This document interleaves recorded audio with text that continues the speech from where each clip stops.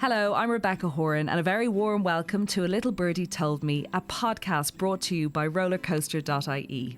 In this season, I will sit down and chat to 16 pretty interesting people to discuss pregnancy, parenting, and everything in between. On this episode, I sit down with Emma Dowling, aka Emma Empowered, who is founder of Empowered Movement, a pre- and postnatal exercise specialist. She runs her own retreats. She's a twin mama and mum to Jacob as well. I'm very happy to be joined by somebody I follow and admire a lot, a great deal. Emma Dowling, who is Empowered Mama, aka Empowered Mama, a pre- and postnatal exercise specialist, and she runs, of course, Empowered Retreats.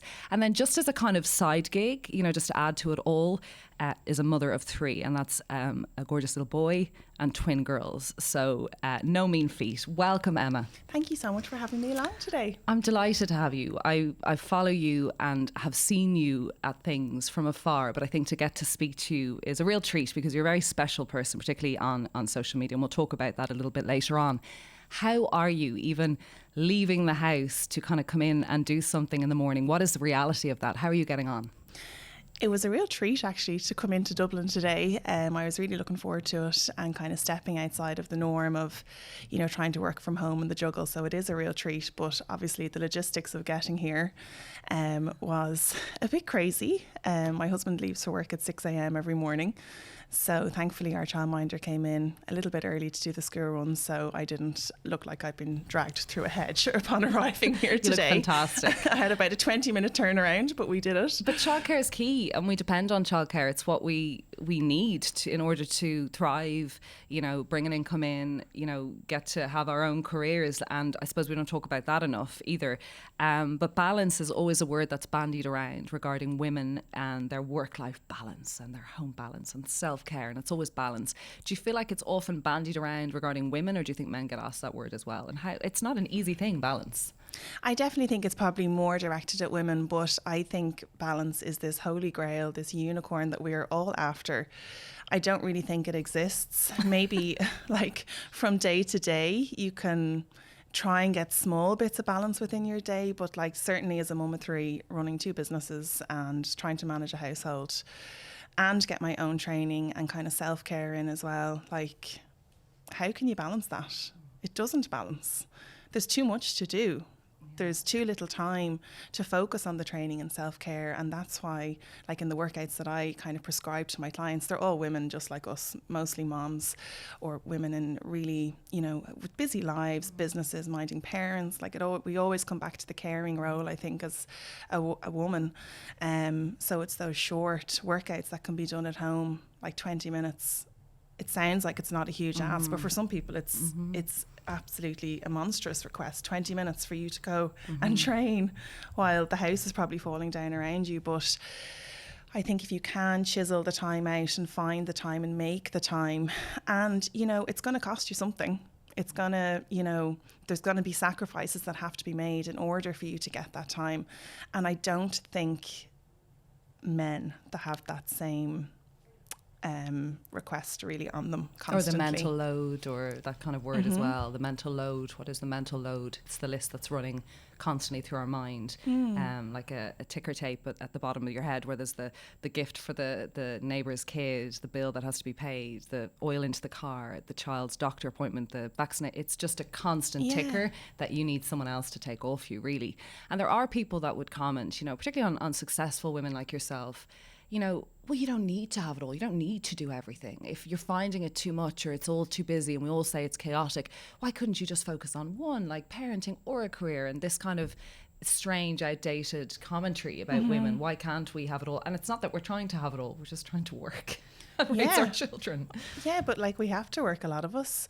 I don't have the luxury of being able to stay at home and not work. And for me, it was about going out and finding and creating a job role for myself that would actually work with my busy life. There was no job out there that I could do while minding my family to the capacity that I wanted to and live the life that I wanted to. It's not all work. It's not all childcare. Like Emma has to have her time as well, or else I'd be absolutely broken woman. A broken woman. And it is just, I had to create that. It didn't exist. I had to leave, like I was in a beauty therapist for 12 years. Okay. I had to leave that industry because I was like, this is just not going to work for me. And this is hard work. This isn't just Emma's come out of nowhere and is running some great retreats. This is really hard work behind the scenes. Yeah, at the end of my last retreat there, it was the most amazing weekend down in Seafield. We had 30 women on it, and I got so emotional at the end. You know, when I was saying goodbye to the girls, I was like, this is a decade of work to get to this weekend. This took me 10 years of work, plugging away, showing up, you know, doing the hard things, trying to grow all of the time, doing the uncomfortable things, and being really vulnerable. And also, you know, being a disruptor, looking at the fitness industry when I first came into it. That's a wonderful word. I would see you currently as a disruptor with regards to how you speak about industry. It. Yeah, I hated it. I was like, this is not okay. This message is not okay. Even as a, like, I became pregnant quite soon with Jacob quite soon after becoming a personal trainer, and I nearly left the industry because I was like, there is no space here for a personal trainer who's pregnant, who's not like a 5% body fat, doing bodybuilding competitions, surviving off, you know, chicken and broccoli in a Tupperware. I was like, where is there a space for me? It's just toxic, really. It was so toxic. It was really tough. And it was kind of at the start of the whole Instagram world as well. So that was all kind of building at the time. And I just remember being like, thinking so often, like, there has to be another way, but I don't know what it is. And it was only when I became pregnant with Jacob and then had Jacob that I was like, I am. Yeah, this. I am everybody. Yeah. Like the majority of people are just like me. Yeah.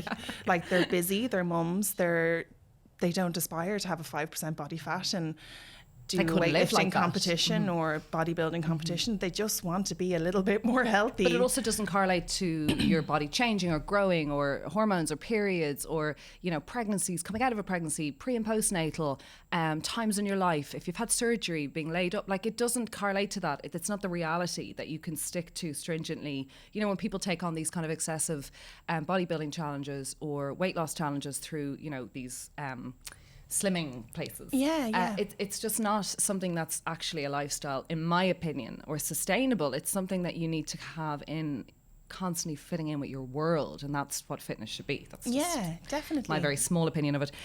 Tell me about your family, your beautiful family, who you don't puke all over Instagram. I think you're very careful and selective about what you portray, but I think it's enough for us to get a little look in, get a nosy into the fun and crazy of it all and the gorgeousness of it all. But I think you're also careful not to overexpose.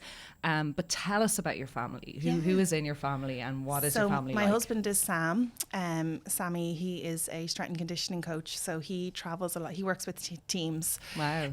So he will travel a lot with the teams that he's working with, and he also absolutely loves his job. We've been married for, I think, like 11 years maybe. Oh, get it right. I think so. I don't really know. I always forget. You got married young. Yeah. Wow. Yeah, we did actually. You did? Yeah. And then our first son is Jacob. He is 5.5, and then I have the twins, Lucy and Willow, who are 17 months. So you had Jacob 5.5 years ago. You wanted to start a family with your lovely husband. How did you find, as somebody who was into fitness and training, how did you find that pregnancy, and how did you cope with that? Yeah, was it a shock to the system, or? I really enjoyed that pregnancy. Okay. I really did enjoy it. I had a great pregnancy. I was with the Dominoes, like, a really straightforward. You know, it was pretty easy, I would say, luckily. But the thing that I found quite difficult was I was coming out of competitive Olympic weightlifting, a very weight class based sport. Okay. Training in a super, super team environment, really intense training, and that loss of identity for me when I became pregnant and having to step away from my club. And Sam was actually my coach as well, and my husband, was a huge, huge challenge for me, and was actually quite upsetting. Do you know? An identity loss? Yeah, I totally lost my identity, really, and it really had me sit down and kind of think, like, God, there's more to me than Emma the beauty therapist, Emma the weightlifter, and soon to be Emma the mum. But what is that? I knew I had something in me, but I just had to kind of wait to let that grow, and I really had to kind of trust the process that, you know, everything that I was doing would get me where I wanted to be eventually, but That's just incredible. had to play the long game. Yeah, and it is. So it can be a long game. Yeah, Everything and if is you're a long impatient, game. it's hard, you know, and Yeah. you're wanting it. So you pregnant with Jacob, and you have Jacob labour. Yeah, I had a great Okay. labour experience with Jacob. And yeah, we just had actually a really nice time. Now, I did go back to work quite soon after he was born. Where were you working? You were working in a. I was working, it was mad. So I was working as a beauty therapist for myself at the time. So I do that in the evenings when Jacob went to bed, and then in the mornings I was out personal training clients, and then I was mommying during the day. And this is what I mean, you have to do the hard stuff. I knew I had to put the graft in to transition. And eventually then I just kind of gradually stepped back from the beauty and got more into the training. And So it you just dug in deep when built. he was very little. Yeah. Did you find that hard? I mean, did you have childcare set up? Was it a struggle for both of you? Sam was around a good bit at the Okay. time. My mum was a great help. I used to see beauty clients at home, so Okay. I was home. Brilliant. But like Jacob was born on a Wednesday, not that Saturday, the following Saturday I did a full day of work. That's crazy. I know. And this is what we're trying to tell women not to feel pressure to do, but you did it. I did it. And you're admitting and I'm you not did trying that. to glorify it. Were you so tired, or did you just No, feel like... I loved it because Okay, I so it was loved actually my good clients, for and it's the same with my personal training clients. I love connecting with women. My clients become my friends. Okay. So you would have been sad not to be doing that. You would have felt kind of I lonely had to do be... it. Yes, okay. I was like, you know, I want to see Okay. this person and that person and just kind of be Emma. And for me, like holding on to my own identity. Yeah. I found that on mat leave. I found, Is you know, huge. very lonely. And you do Yeah. lose a bit of yourself, and you're like, where am I in the abyss of Yeah. nappy changing, breastfeeding, doing things for others, caregiving? I actually thought it would be this wonderful find myself time out. It's not a time out. It's a full time crazy. It's so busy, but madhouse, my yeah. time out was the bit of time with my clients. And looking back now, I can say, God, maybe it was a bit mad. No, but- I mean, you were doing it within your home. It was, you know, an environment that you were comfortable with. You knew and these I'd see- people. yeah, I did. I It knew sounds these like it clients. was gorgeous. You were also making your own money, which gives you that independence. But yeah, not easy. And I think it's very different if you work for a company and you take that time out because you know that you're going to go back to something. Mm-hmm. And but yeah, I have to say, mat leave is not this golden chalice, fun, exciting. Mat leave can be tricky for some women. I found it very challenging. Yeah, so then at the end of that maternity leave, I went back. I was working a little bit in a gym as well. And I did, I think, one class back, and then they made me redundant. Oh, Because I didn't maintain my class during my maternity leave. because you had a vagina. Was it? Was it that? Well, Surely not. I don't know, but honestly, they did me the biggest favour by Okay. doing that because There's no it really, regrets there. No, there isn't. And, you know, I owe these people a lot as well because they really pulled me into the industry initially as well. So, do you know, Well, it's just... it's the past. It is the past, but it all worked out. They Yeah. did me the biggest favour by making it was so tough. It's funny like that. Some people say that, oh, I was made redundant from a job, or I was let go, or I was pushed ahead of a company, and you're like, oh, it's the end of the world, but it actually led to something even better. It did, yeah. So I had 2 personal training clients at the time, and nowhere to train them, nowhere to train myself. And this idea, like, to do my mum and baby classes where, you know, mums could come to the gym and train in a way that was suitably challenging and appropriate for them. And it was like, oh, I've nowhere to do this. So it was really just scrambling to try and find somewhere, and it all worked out. Where did you do it? On the beach, in the garden, in the wherever? I have a friend who does it wherever at the moment. She's just trying to find spaces, and it works. I think I just took a week or 2 off, went and regrouped and found somewhere. Okay. And yeah, went again. But it is just like, I think probably for everybody in business, I don't know, but maybe more so females in business, because we have the obstacles of pregnancies and maternity leaves and all that, that it is really, and I say it to my clients in the gym all the time, do you know, stand back up, dust yourself off, and let's go again. Okay. Do you know, I think that a lot whenever things go wrong for me, because things go wrong a lot. But they don't see, I think you're doing incredibly well. You're here on this journey where you've been made redundant, you find your own path, you've got this little boy, you know, your home, your husband, you get pregnant again. Yeah. A few years after, mind. So there's a few years between. And, you know, I don't want to get too much into the, like, did you want to have more children? But I presume there was a bit of, like, will we go again involved in that? He eventually talked me around. Yeah, into so I was having going to more say, there's children. usually a conversation about like, and you were kind of like, okay, I'm at a point where I feel like I can step back a bit and go straight back into my Yeah, well, it was training kind of and- like, if we don't do it now, we're never going to do it. So let's. So you get pregnant. So yeah, we got pregnant really quickly. Hang on, did you know from very early on there was something different about this pregnancy? I was in a hula hoop. Okay. I was so tired. Okay. I Very was like completely exhausted. I've never felt exhaustion like it. Like so tired.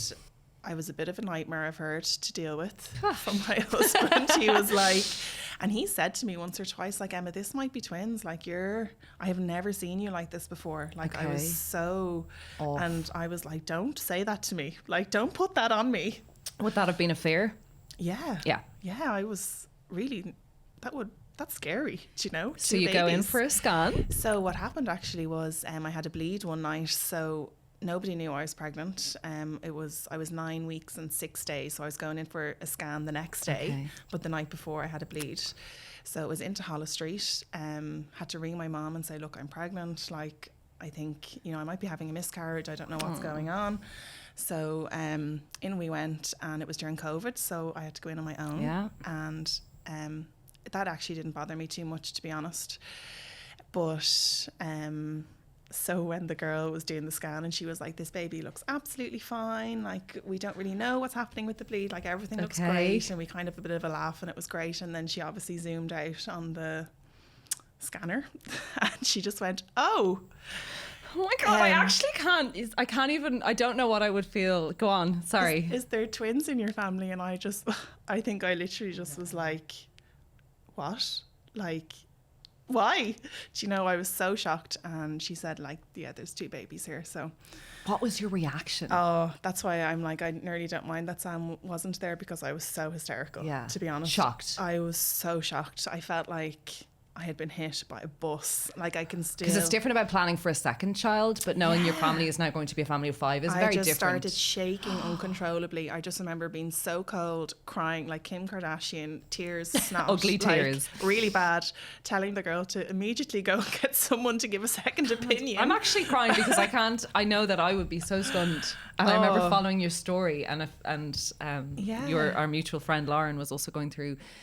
I used to just go to her, how and why and what and what, I know. And so this other lovely midwife came in, and she was a twin mum herself, and she was like, yes, there's twins here. And she was like, I have twins. I know how you feel. She's doing a pure stunt in the background. Yeah, you're like, oh. So anyway, yeah. So then I had to go out and say to Sam, Stop like, it. So he's still I outside. remember saying to the midwife, actually, I was like, can I text him this news? Or like, No. is this a face-to-face thing? And she was like, maybe it's a face-to-face thing, dear. I was all over the place. Like, so out I went, and I was like, well, you were right anyway. And he was like, what do you mean, right about what? I was like, it's twins. And we What was literally his? drove home in silence. Remortgaged the house, emigrate. I my mean, wow. God. Yeah, it was so shocking. So because of the bleed, I'm not going to go into it, but there was some complications, and I basically had to go on complete bed rest for 7 weeks. Emma. I had taken on, by 3 days before that, 120 new clients for a challenge online, on top of all of my other clients. Taking payment, like this is something This that was you were happening. doing. It had started. Ooh. They didn't know you were pregnant, obviously. Nobody No, did. No. So Bed rest. the midwife was like, look, but you can go on the sick, it's okay. And I was like, I'm a self-employed personal trainer. She was like, oh, that's tricky. And So- you had to. This would cause issues for the babas if you hadn't gone on bed Oh, rest. I like had it to. was She was dangerous. literally like, you cannot lift a Hoover. See, this is the you thing about cannot a woman, empty a you know, this is dishwasher. really tricky. You cannot do anything. So into bed 7 weeks, which for my mental health Oh my was God, so Emma. challenging. My physical health and that, it was really, really tough. Just from like pain and niggles in my body, and obviously trying to fulfill the promise that I'd given to these women that had trusted me and had started their fitness journey, that I would fulfill the commitment that I made to them and deliver the product. So bed rest. What did you do? You just literally stayed in bed. Yeah, pretty much just stayed in bed. Thankfully, I had I still have some really amazing coaches who work for me, so they kind of just delivered the programs that I had done, and I do all the check-ins and the admin end of it, but I obviously couldn't do any of the workouts at the So filming. how did the pregnancy, evolve? How were you feeling? How are the babies doing? Did you have constant check-ins? Constant check-ins every week. I was in Hollow Street. And oh my God, Emmy, you're a warrior. And once I got past that and they said, look, you can start doing some movement again and training again, I was like, amazing. Great. Because I knew that I would be happier. Because your head was in the toilet. Like, you get so low when you can't do what you need to do physically. Yeah. Lying in bed is that's not like we talked about before, it's a massive part of my identity. So someone takes that away from me. And as well as that, I'm trying to mind my 4-year-old at home as well. And the crashes had actually closed in that week. Yes. It was it was honestly one of the worst weeks of my life. So the crashes had closed, going into a lockdown, the twin pregnancy news, bed rest, and then the Besborough mother and baby home scandal had all come out, and my family were really affected by that. So it was just a really heavy week.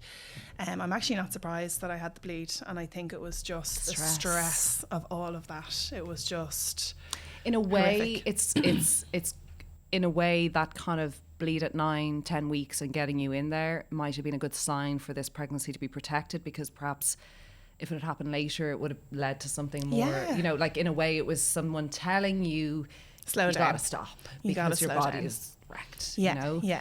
So, but once I kind of got past all of that and could get back training, and I kept my workload reduced massively, my community of my clients, like, they were just unbelievable. They were so supportive, like. But I also feel that you had a social media presence, right? You did. But it literally it kind of exploded with this twin pregnancy, because the awe, you were like this hero. You like had this business and we followed you and you were amazing, but you were suddenly like working out in a really like controlled, gorgeous environment. Nothing that's like, oh, she shouldn't be doing that. Like working out how you should be. Yeah. Carrying twins. Yeah. And working through that pregnancy. And I think that was we had a lot of admiration for you as women. I could see your following increase and your presence and your conversations relating to people more. You were showing this authentic side that sometimes we hide because we just want to be all things to all people, saying it as it is and speaking your truth. And I think that's, where perhaps your business, your brand has even become this bigger thing. I'm sure you feel it. Yeah, definitely has. It's crazy. And it's funny, like whenever I have those really challenging times at home with the kids, and when it's so much, like I can't even verbalize like how chaotic it is sometimes, and overwhelming and overstimulating. And it's like, the harder it is for me, the more I can relate to my clients, the more I can be like, I know how hard this is. I totally get it. Like, I'm living it as well, but there is a way, and it's so important that we make space for ourselves within our own lives. We deserve it. Like, we can't give everything. We cannot. We will be sick. We will be burnt out. We will be when you mentally do, you unwell. end up sick. Yeah. Like, it just doesn't work out. So it is just trying to find those little snippets in the day where you're like, I'm having 5 minutes, 20 minutes, whatever to myself. And then every now and again, been like, do you know what? Mama's checking out for a weekend. Haven't done it yet, but I can't wait to check out. I'm checking out for the first time in March, and but I make time, because if I didn't, I would be like a horrendous person. And so every evening I go off to the gym, and if I did not do that, I cannot tell you how my head would be in the toilet. It just, my stress levels, the exhaustion from everything. Our little one has me up 3 times a night still on the boob. There's a myriad things going on in our house, but I know that if I didn't do that, I'd be even less human. So. And I think you're keeping us all, and I hate the word, your inspirational journey, but I think you're keeping us all in check too, because it's like, yes, you're not one of these trainers who's like, I have no family, I'm free, easy and single with my abs, just standing here preaching to you. You're relating to us. Like, I also have a family. My house is on fire, but I've turned up and I'm working out and I'm helping you. Can you talk a little bit about, so the pregnancy progresses and we see this fantastically fit human, and I know the aesthetic isn't important, but you were looking so incredibly fit. But then you have this bump. I know. How is that? Well, it wasn't huge, but it was just so huge. funny. It was massive. The twins were 15 pounds in total. Lucy was 8 pounds and Willow was 7 pounds. So you went full term. You went at 38 weeks. I was induced. 38 weeks. That was it. Yeah. And how was that labour? Do you know what? I actually had another incredible birth experience. Really different to Jacob's. Like Jacob, I had an unmedicated delivery, which was fabulous. The twins, highly medicalised, and I was completely okay with that. Do you know the amount of times I said to the consultant, I was in the public system, which I thought was just amazing for the twin pregnancy brilliant. as well. Yeah, I was so well minded. Oh. So the consultant who was there in the night, I just said so many times, I'm not fighting for this vaginal delivery. Go for it. Whatever you think, like, do you know, whatever you think, like, just. Well, that's great. You're really trusting. I was really trusting. I was like, I just need to keep an open mindset here. And at one point he came in and he said, look, you're not dilating. Nothing's really happening. Gosh. And he was like, it is looking like it's probably going to be a C-section. And I was like, perfect, that's fine. Okay, Do you know, you weren't kind of adverse? Or, no, okay. I was like, look. Because especially with your recovery with C-section and someone who's a trainer, you didn't kind of feel upset about that it might be slower. And do you know, to be honest, like a C-section recovery, do you know, isn't much more than somebody who's had a vaginal delivery with a tear. Okay, there's a big myth there. Okay. I think so. Like I would take on a C-section client who's having a normal recovery at the same time that I would take on somebody from a vaginal delivery. Do you know? Wow, that's interesting. Yeah, because once they're training properly and in a safe and controlled way, you can absolutely get back to movement. And I knew this. I just really wanted, do you know what? I was really worried that I would deliver twin 1 vaginally and twin 2 would have to be a C-section. That I was like, just do not let that happen to me. Okay, which is frightening. Yeah. Yeah. Holistries are fantastic. I was there for both my kids. Yeah. I think similar. My first child was, unmedicated, natural, but I was younger and fitter and vibing and candles, pregnancy ball. They just go after me. Oh, completely. Doing my yoga, getting my massages, no COVID, no other child, zen. Yeah. And then the second was like a shit show. Yeah, one of those labours that just went on for 9,000 years. Okay. Was still unmedicated, but it was just a long, back in the shower, out of the shower, some kind of massage ball thing. Okay. Turn this way. She's gone breech again. She was a little divil. She was tiny, so she kept switching. Yeah. But very different labours. So that's interesting you say about that. So you come out and it's like you're not going home to a foot massage. You have another child. And I found that, and I don't know whether you did. Now I know you have also 2 you're bringing. Yeah. I found that hugely challenging. Yeah. I remember just being like, wow, this is so extreme. I found the emotions. The hardest part of having the twins was having the twins plus Jacob and his reaction to the twins and becoming a big brother and it not really being as good crack as everyone kind of made up that it was going to be to him. He was like, well, this is a bit shit. They've sold me a lot. Yeah, because we're like, you're going to be a big brother or sister, and they're looking at you going, really? And you give them the present and the Lego and the nonsense, but really it's boring for a year. Yeah, and me and Sam were so consumed with like changing nappies, feeding babies. Shh, the twins are asleep, Jacob. Do not make a sound. Yeah. You're the poor kid. I know. It was awful.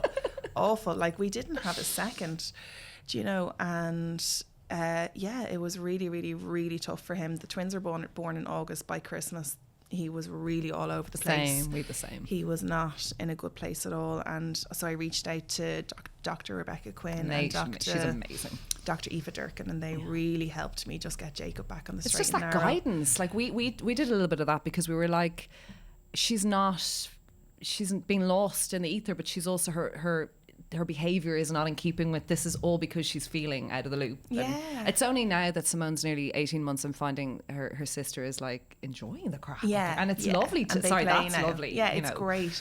But there was a time there like it was awful, and also it was me knowing how to react to Jacob's behaviour because I was sleep deprived, stressed. Snap. Do you know, it was just, and I just those 2 girls, Aoife and Rebecca, they just literally brought me back down, gave me a bit of perspective of what was happening in Jacob's world, and that actually, you know, putting him on the naughty step 3 times a day maybe isn't the best idea. Yeah.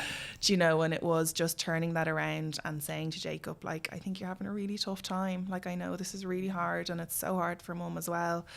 And like, I don't really know what to do sometimes, pet, and I'm trying my best, and kind of just getting us onto the same wavelength.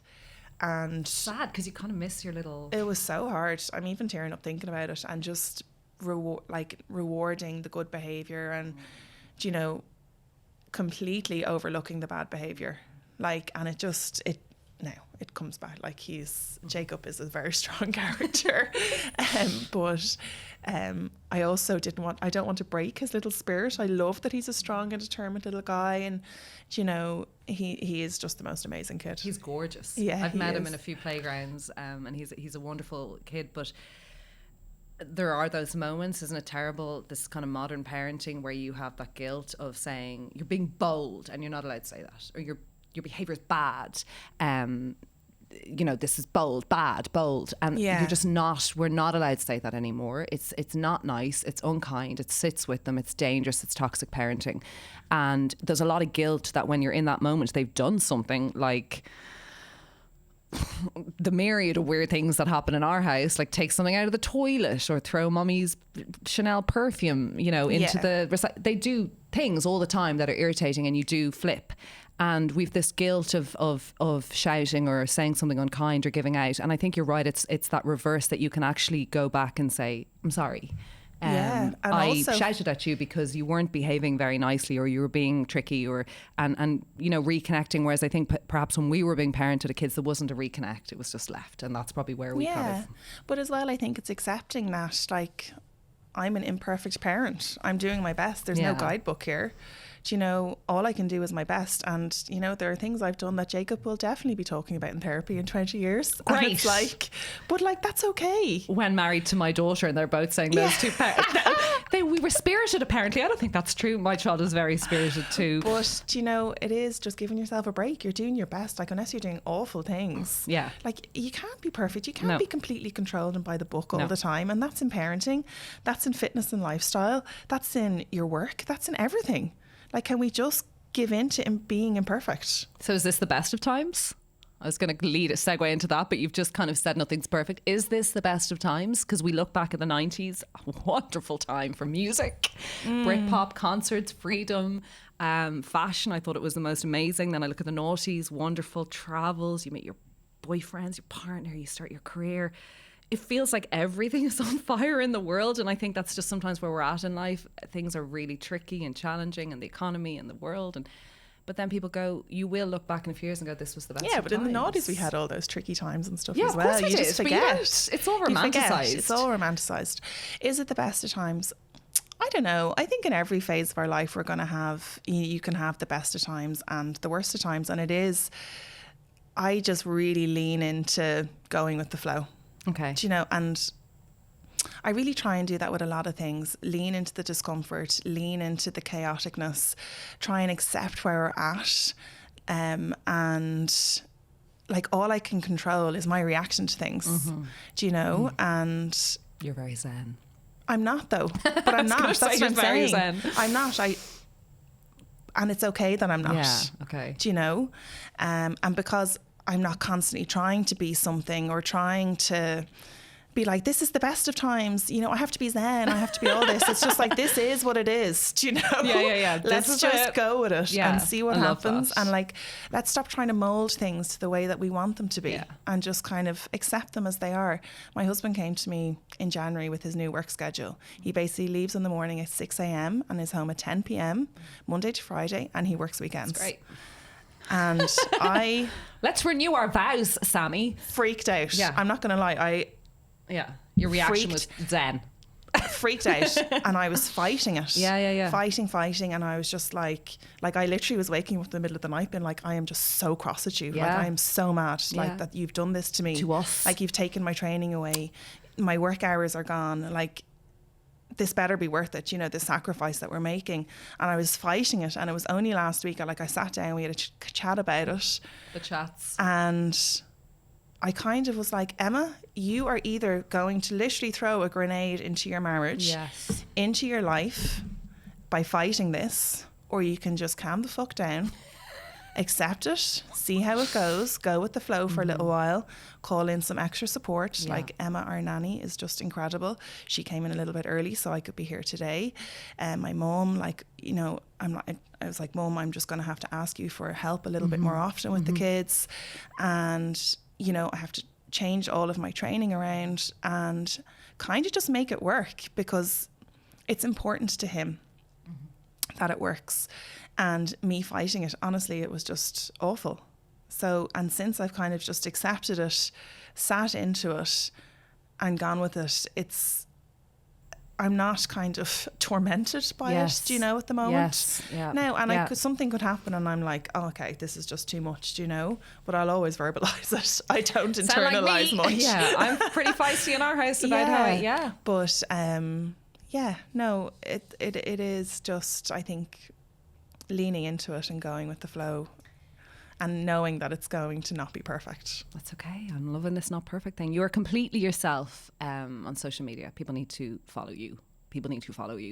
You do a workout and I'm like, right, I'm off. Because I get like, it's not like a workout where you're like, I'm good for that one. Like, it's such a strong, empowered is such a good name because that's what it is. You talk about something with the kids. I'm like, yep, good. How you look is something that's, yes, it's stunning and strong and gorgeous, but you feel it's achievable. Like, everything about you is so accessible, relatable, gorgeous, inspirational, all of these things. How important is it to you to be completely yourself? Do you know what? I don't really have time to be anything else. I don't have the more mental load. It's kind of, I'm real like, this is it, kind of take it or leave it. Do you know, this is what I have to offer. This is the services I can give. And this is the time that I can commit to them. If that works for you, amazing. I'm so happy that you're here. And if it doesn't, I can recommend 1,000 other trainers that might be good for you or whatever. And all I can give is all that I've got, do you know? That's a song. Is it? Oh, I think so. But I just think... I don't really have time to be anything but authentic. And like that, when I came into the fitness industry, it was so inauthentic, so toxic that I was like, when I realised what it was, I was like, I didn't come in to change it, but I was like, okay, this is how I'm doing it. And if people are with me, great. and if they're not, that's okay. But as a result, your business is booming. You're getting partnerships on social media that aren't kind of inauthentic or cringe, or like they really sit with what you do and what you talk about. I don't feel like you're throwing stuff at us. Like, you can see that you're, making money and having an income, but it's all really authentic and gorgeously. But I feel like you relate it. With brands exactly. that don't align with what I would use. As I always say to people who approach me with different opportunities, unless it's a product that I would actually pay for myself and use, I'm not really interested. What fitness message then coming from that do you want to give to women? I think unfortunately, Emma, yes, there's loads of fitties out there getting up and getting out and doing their 5 a.m s, and I know lots of women who work in corporate Dublin, and they're getting up and they've got all the help in the world, or creches, and they get up and they go to personal trainers, they go to gyms, and they're fucking fat. And then there are women who perhaps don't have that support, or their husbands are working long hours, or they're a little bit stuck in their head and stuck in a rut and stuck in their bodies. What message do you have to give to them? Join Empowered Mama. Honestly, that's what we do. We work with everybody from beginners, pregnancy, postnatal. We're moving into the perimenopause and menopause space at the moment. That's a sexy space. Yeah, it is, isn't it? Yeah, someone said that. They're like, this is actually going to be okay. Yeah, it's going to be great. And everything kind of in between. And it is just making fitness accessible, making it... not intimidating and scary. Like, you can do my workout in your pajamas at home with your kids around you. Do you know what I mean? You don't even have to leave your house. It's all minimal equipment, short workouts with myself or some of the other trainers that work for me. Within our kind of community, it's all women just like us, just normal people who just want to be a bit fitter, lose some weight, get stronger. This is great. We do a lot of this. I work out for my mental health. Yeah. I work out to feel stronger. Yeah. I work out for my family. No, look, we do this. I'm so glad that you said this. What is so wrong? What is so wrong about saying I'm working out to shed some pounds? We don't have to say we're working out to be a heroin chic supermodel, or that we're working out to be whatever size. And who cares if you're 6, 8, 50, 14, 20? Some of us are working out to shed some weight, because it's actually something that we feel strongly about, and we want to wear our clothes and look and feel good. Maybe not for a partner, but for ourselves. And there's a real strange taboo about saying that. And if you say it, you're either a narcissist, vain, horrible, or you're putting out a really bad message to women. Yeah, I feel especially in the postnatal space, it's a very fine line. But as I always say to anyone that works with me, I don't really care why you're here. whatever you want, I can get you to in a safe and sustainable way. This whole thing about the kind of anti-bounce back post-pregnancy thing really annoys me, because I'm like, can we just stop telling women how their body should be? Can we stop telling women what they should do with their body? Can we show them how to do things in a healthy and sustainable way so that they feel fucking amazing, that they're able to play with their kids, they're able to wear the clothes that they want, go the places that they want to go, that their life isn't being made smaller because they're ashamed of how they look. Totally. Let's help and elevate women to live the life that they dreamed of. Yes. And sometimes for some women, and it's not all women, that might mean that they want to lose some weight. 100%. And it can be such a massive kind of blast off platform almost for the rest of their life to open up. And I have seen that with so many women. One of the things that I hate the most is at the start of my Empowered Mama, my in-person classes, is we do little intros, and some of the girls might say like, I'm here to get stronger, or I'm here to rehabilitate prolapse, and then you'll have one that's like, I'm here to lose some weight, sorry. And I'm like, please don't apologise. Go for it, sister. There is no shame. No, there is no shame. There is no shame in you We put on weight throughout our life, we lose weight throughout our life, we change, our bodies change, we birth babies, you are bound to want to lose some of that weight. But Or not. And even if they don't, can we stop shaming women? Yes. Regardless of how their body looks. Yeah. I saw there recently a magazine after Rihanna had her baby, and it was like they plastered her up as the poster girl of the anti-bounce back baby movement. And I just said, who are you to comment? Like, say nothing. But also maybe Rihanna thinks she did bounce back. What if she sees that?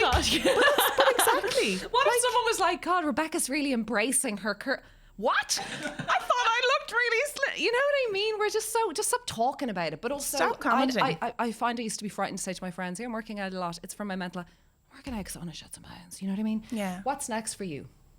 What is next? We're moving into the menopause space. I really, really want to build a course specifically for peri and menopause. I work with loads of women through it at the moment. I just want to build a course for that. I want to expand on the retreat kind of side of things. The retreats are, I was going to say synonymous, like phenomenal, talked about, famous, infamous, hard to get on, life-changing. They are so emotional. amazing. Yeah, they're people just talk amazing. about these retreats, so if you can get onto one. Yeah, we have our next one now, the 21st to the 23rd of April in Seafield Hotel in Wexford. So really looking forward to that. What else do I want to do? I honestly have like 3 more twins. That's a twins. That's what definitely no more babies. The baby shop is closed. I don't want to let you go, but we're nearly time's up. But I want to do a quick fire round with you, because sometimes you can get some little nuggets out of people from these, and sometimes not so much. But I want to do this with you, Emma, before unfortunately we have to finish off the chat. Okay, come with what's at the top of your mind on these. Are we too child-centric nowadays? I don't know what child-centric means. So we're obsessed with gentle parenting, making sure your kids are okay. We talk about our children all the time. We parent very differently. So are we too child-centric? Yes. Okay. Sorry. Do your kids sleep? Yes. Oh my God. Generally, they do. Happiest recent memory?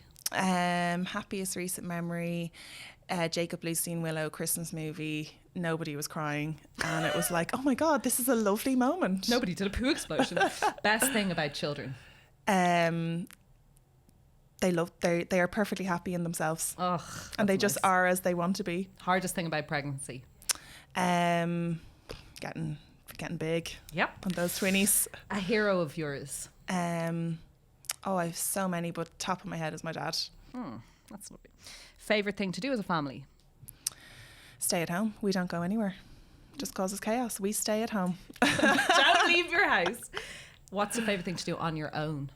Train. Okay. Go to the gym and have a shower afterwards. It has to be a double thing to be my favourite. Final thing, and it sounds grim, but it's not really. What is the biggest fear that you have for your children? Biggest fear is them not being happy in who they are. I want my kids to be whatever they want to be, whoever they want to be, and know that I fully and unconditionally accept them as they are, and I never want them to change from whatever that might be. Oh, I'm a Dowling. Such a pleasure. I was so dying to chat to you, and I'm so you. glad I did. It was absolutely gorgeous conversation. Thank you for having and me I wish in. you so much success and love and luck. Thank you so much. Thank you. I hope you enjoyed this episode of A Little Birdie Told Me, and if you did, it would be wonderful if you could subscribe to the podcast.